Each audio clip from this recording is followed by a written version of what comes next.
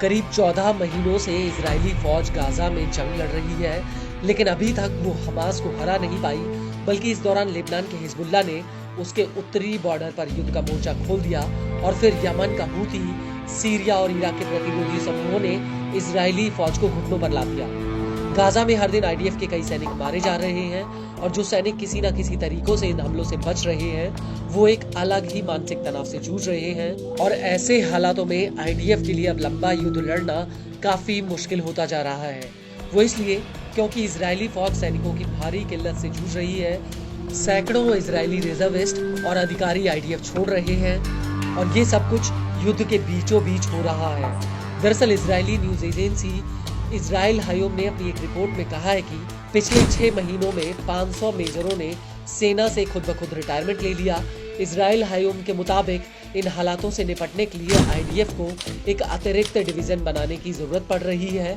Israeli news agency का ये भी कहना है कि साल 2022 में 613 मेजरों ने आर्मी को अलविदा कहा। वहीं दूसरी तरफ आईडीएफ के पास नियमित सैनिकों की काफी कमी है, जबकि बचे हुए नियमित सैनिकों के ऊपर युद्ध का बोझ काफी है।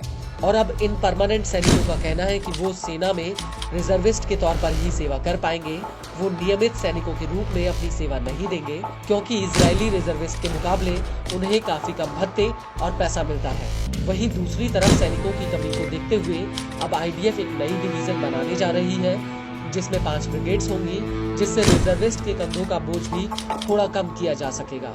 इसको लेकर आईडीएफ के चीफ हाजी हालेवी का कहना है कि वो अब एक ऐसी ब्रिगेड बना रहे हैं जिनमें पहले से छूट प्राप्त लोगों को और अपनी मर्जी से आने वाले लोगों को भर्ती किया जाएगा।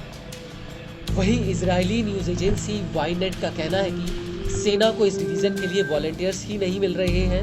आईडीएफ ने इस डिवीजन के लिए पिछले 9 महीनों में 15,000 सैनिकों की भर्ती का टारगेट रखा था, लेकिन वो अभी तक सिर्फ 3,000 लोगों को ही इस डिवीजन में भर्ती कर पाई है। दरअसल आईडीएफ ने डेविड नाम की एक नई ब्रिगेड बनाई है जो 2 मिशन पर काम करेगी। पहला तो जॉर्डन की सीमा पर तैनाती और दूसरा 7 अक्टूबर जैसे हालातों से निपटने के लिए तैयार रहना। लेकिन खास बात यह है कि इन 15,000 हल्के पैदल सैनिकों के पास बख्तरबंद गाड़ियां नहीं होंगी, लेकिन इनके पास पर्सनल हथियार, तोपें, लॉन्चर्स और स्नाइपर्स होंगे। साथ ही पता लगाने और हमला करने के लिए इनके पास ड्रोन क्रू भी होगा। ये सैनिक अपने हथियारों को घर पर भी रख सकते हैं ताकि जरूरत पड़ने पर तुरंत पलटवार किया जा सके।